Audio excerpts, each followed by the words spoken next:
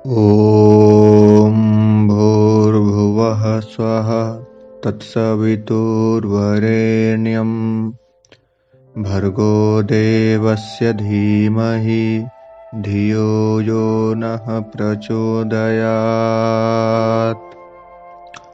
ओम। यम गीता। यम गीता नाम से पुराण वाङ्मय में कई गीताएं मिलती हैं। श्री विष्णु पुराण के अंतर्गत समाहित यम गीता उन्हीं में से एक है। यम के दूत किन मनुष्यों से सदैव दूर ही रहते हैं, यह इस लघु कलेवर वाली गीता में स्वयं यमराज द्वारा अपने दूतों को बताया गया है। सच्चे भक्तों के लक्षण बताने के उपक्रम में जो सदाचार विषयक चर्चा इसमें की गई है, वह अत्यंत प्रभावी होने के साथ भगवान के किसी भी स्वरूप के उपासक के लिए सहज ग्राह्य हो सकती है। वस्तुतः एक सनातन ब्रह्म ही विभिन्न रूपों में अभिव्यक्त है, अतएव विष्णु भक्त पद से भक्त मात्र का तात्पर्य लेना चाहिए। अर्थात जहां जहां विष्णु भक्त आए वहां कोई भी भक्त हो ऐसा मानना चाहिए। किसी भी इष्ट का पुजारी हो उसको ऐसा मानना चाहिए। सरल सुबोध परंतु मार्मिक भाषा शैली में निबद्ध कल्याणकारी इस यम गीता को यहाँ सानुवाद प्रस्तुत किया जा रहा है। श्री मैत्रेय वाच। श्री मैत्रेय जी बोले, हे गुरु, मैंने जो कुछ पूछा था वह सब आपने यथावत वर्णन किया। अब मैं एक बात और सुनना चाहता हूँ, वह आप मुझसे कहिए। हे महामुने, सातों द्वीप, सातों पाताल, सातों लोक, ये सभी स्थान जो इस ब्रह्मांड के अंतर्गत हैं, स्थूल सूक्ष्म, सूक्ष्मतर, सूक्ष्माति सूक्ष्म तथा स्थूल और स्थूलतर जीवों से भरे हुए हैं। हे मुनि सत्तम, एक अंगुल का 8वां भाग भी कोई ऐसा स्थान नहीं है जहां कर्म बंधन से बंधे जीव न रहते हों। किंतु हे भगवान, आयु के समाप्त होने पर ये सभी यमराज के वशीभूत हो जाते हैं। उन्हीं के आदेशानुसार नरक आदि नाना प्रकार की यातनाएं भोगते हैं। तदनंतर पाप भोग के समाप्त होने पर वे देवादि योनियों में घूमते रहते हैं। सकल शास्त्रों का ऐसा ही मत है। अतः आप मुझे वह कर्म बताइए जिससे करने से मनुष्य यमराज के वशीभूत नहीं होता। मैं आपसे यही सुनना चाहता हूँ। इस पर सिर पराशर जी बोले, हे मुने, यह प्रश्न महात्मा नकुल ने पितामह भीष्म से पूछा था। उसके उत्तर में उन्होंने जो कुछ कहा था वह सुनो। श्री भीष्म जी ने कहा था कि नकुल से कहा था कि हे वत्स, पूर्व काल में मेरे पास एक कलिंग देशी ब्राह्मण मित्र आया और मुझसे बोला कि मेरे पूछने पर एक जातिस्मर मुनि ने बतलाया था कि ये सब बातें अमुक अमुक प्रकार की ही होंगी। हे वत्स, उस बुद्धिमान ने जो जो बातें जिस जिस प्रकार होने की कही थी वे सब त्यों की त्यों हुई। इस प्रकार उसमें श्रद्धा हो जाने से मैंने उससे फिर कुछ और भी प्रश्न किए। उसके उत्तर में उस द्विजश्रेष्ठ ने जो जो बातें बतलाई उनके विपरीत मैंने कहीं भी कुछ भी नहीं देखा, अर्थात वही देखा जो उसने बताई थी। एक दिन जो बात तुम मुझसे पूछते हो वही मैंने उस कलिंग ब्राह्मण से पूछी थी। उस समय उसने उस मुनि के वचन को याद करके कहा कि उस जातिस्मर ब्राह्मण ने यम और उनके दूतों के बीच जो संवाद हुआ था वह अति गूढ़ रहस्य मुझे सुनाया था, वही मैं तुमसे कहता हूं। कालिंग बोला, अपने अनुचरों को हाथ में पास लिए देखकर यमराज ने उनके कान में कहा कि भगवान मधुसूदन के शरणागत व्यक्तियों को छोड़ देना, क्योंकि मैं जो विष्णु भक्त नहीं है ऐसे अन्य पुरुषों का ही स्वामी हूँ। यहाँ विष्णु भक्त का अर्थ परमात्मा के किसी भी स्वरूप का भक्त से लेना चाहिए, अर्थात जो भगवान का भक्त नहीं है, मैं ही सिर्फ उन ऐसे पुरुषों का मैं स्वामी हूँ। देव पूज्य विधाता ने मुझे यम नाम से लोक के पाप पुण्य का विचार करने के लिए नियुक्त किया है। मैं अपने गुरु श्री हरि के वशीभूत हूँ, स्वतंत्र नहीं हूँ। भगवान विष्णु मेरा भी नियंत्रण करने में समर्थ है। जिस प्रकार स्वर्ण भेद रहित और एक होकर भी कटक मुकुट तथा कणका आदि के भेद से नाना रूप प्रतीत होता है, उसी प्रकार एक ही हरि का देवता मनुष्य पशु आदि नानाविध कल्पनाओं से निर्देश किया जाता है। जिस प्रकार वायु के शांत होने पर उसमें उड़ते हुए परमाणु पृथ्वी से मिलकर एक हो जाते हैं, उसी प्रकार गुण क्षोभ से उत्पन्न हुए समस्त देवता मनुष्य और पशु आदि उसका अंत हो जाने पर उस सनातन परमात्मा में लीन हो जाते हैं।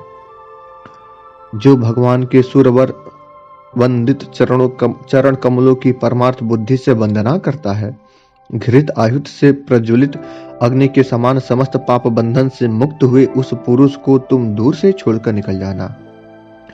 यमराज के ऐसे वचन सुनकर पास हस्त यमदूत ने उनसे पूछा, प्रभु, सबके विधाता भगवान हरि का भक्त कैसा होता है? आप मुझसे कहिए। यमराज बोले, जो पुरुष अपने वर्ण धर्म से विचलित नहीं होता, अपने सुहृद तथा विपक्षियों के प्रति समान भाव रखता है, बलपूर्वक किसी का द्रव्य हरण नहीं करता और न किसी जीव की हिंसा ही करता है, उस निर्मल चित्त व्यक्ति को भगवान विष्णु का भक्त जानो।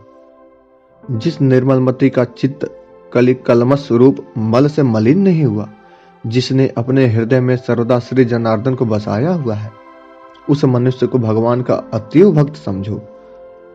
जो एकांत में पड़े हुए दूसरे के सोने को देखकर भी अपने बुद्धि द्वारा तृण के समान समझता है और निरंतर भगवान का अनन्य भाव से चिंतन करता है, उस नरश्रेष्ठ को विष्णु का भक्त जानो।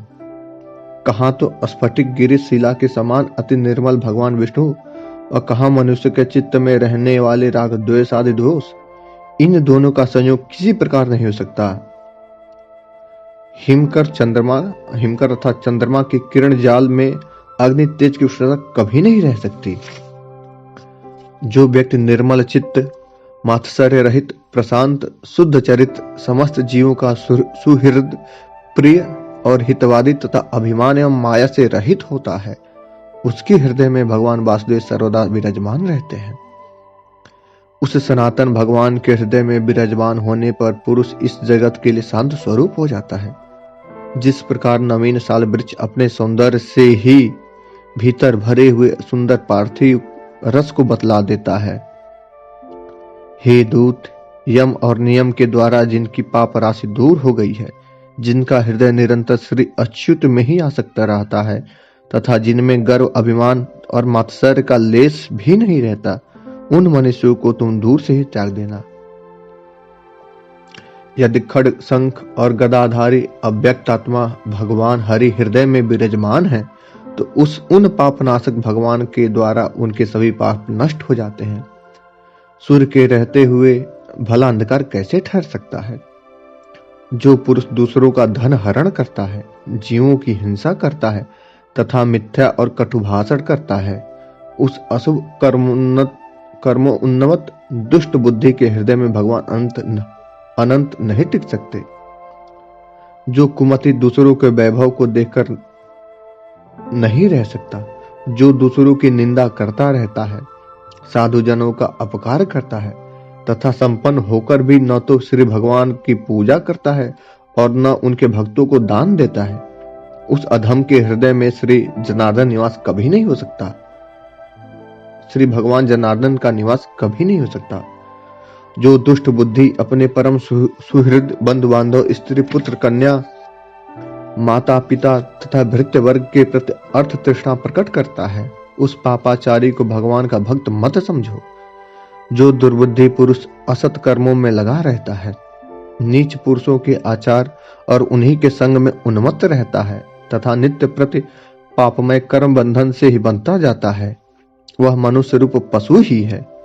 वह भगवान वासुदेव का भक्त नहीं हो सकता। यह सकल प्रपंच और मैं एक परम पुरुष परमेश्वर वासुदेव ही है। हृदय में भगवान अनंत के स्थित होने से जिनकी ऐसी बुद्धि स्थिर हो गई हो, उन्हें तुम दूर से छोड़कर चले जाना।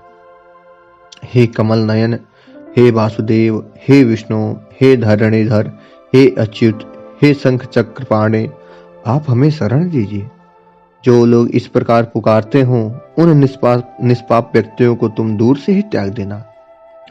जिस पुरुष श्रेष्ठ के अंतःकरण में वे अव्यक्त आत्मा भगवान विराजते हैं, उसका जहां तक दृष्टिपात होता है, वहां तक भगवान के चक्र के प्रभाव से अपने बलबीर नष्ट हो जाने के कारण तुम्हारी अथवा मेरी गति नहीं हो सकती।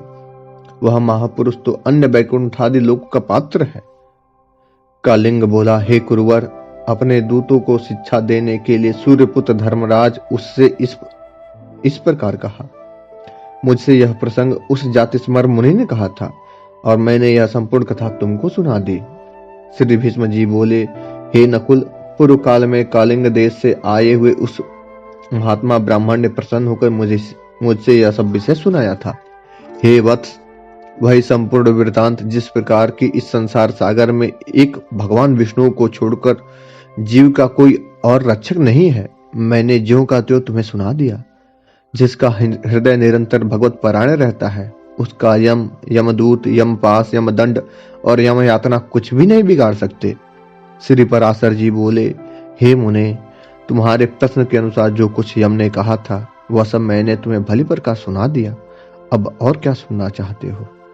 इति श्री विष्णु पुराण तृतीय से यम गीता संपूर्णा। ओम शांति शांति शांति।